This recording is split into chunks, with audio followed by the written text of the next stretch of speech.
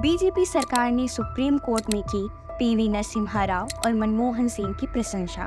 Bharatiya Janata party के नेतृत्व वाली केंद्र सरकार ने सर्वोच्च न्यायालय को बताया है कि पूर्व प्रधानमंत्री पीवी नरसिम्हा राव और तत्कालीन वित्त मंत्री मनमोहन सिंह के नेतृत्व में किए गए आर्थिक सुधारों से बदलाव की शुरुआत हुई थी और उनके 1991 में भारतीय अर्थव्यवस्था को खोलने तथा उदारीकरण की शुरुआत करने में उनकी महत्वपूर्ण भूमिका के लिए दोनों दिग्गजों की प्रशंसा की। आपको यह बता दें, 3 दशक पहले नरसिम्हा राव की सरकार में जब डॉक्टर मनमोहन सिंह वित्त मंत्री के रूप में कार्यरत थे, तब उन्होंने न केवल आर्थिक उदारीकरण का दरवाजा खोला बल्कि वैश्वीकरण और निजीकरण में भी सुधार किए और इसकी शुरुआत नरसिम्हा राव की सरकार से ही शुरू हुई थी।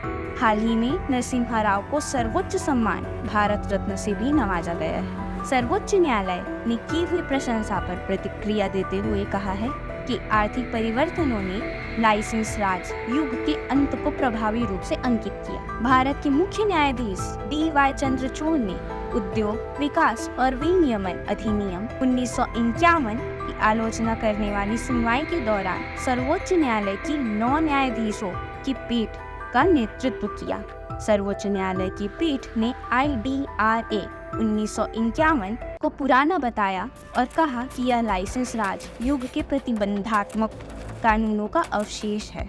सॉलिसिटर जनरल तुषार मेहता ने शीर्ष अदालत को सूचित किया कि भले ही नरसिम्हा राव और मनमोहन सिंह द्वारा शुरू किए गए आर्थिक सुधारों ने कई कानूनों का उदार बनाया है, लेकिन पिछले 3 दशकों की सरकारों ने IDRA 1951 में संशोधन करने की आवश्यकता नहीं समझी।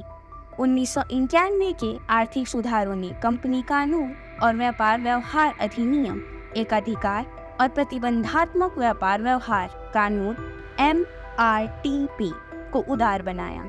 उन्होंने इस बात पर भी जोर दिया कि 1991 के आर्थिक सुधारों द्वारा लाए गए बदलाव की हवा के बावजूद IDRA अछूता रहा, जिससे केंद्र को विभिन्न उद्योगों पर महत्वपूर्ण नियंत्रण बनाए रखने की अनुमति मिली।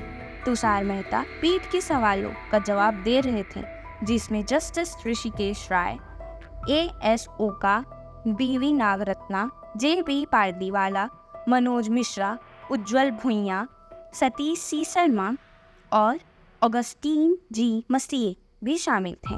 1991 के आर्थिक सुधारों के समय भारत एक गंभीर विदेशी मुद्रा संकट का सामना कर रहा था। वैश्वीकरण, निजीकरण और उदारीकरण इन परिवर्तनों का मुख्य केंद्र थे।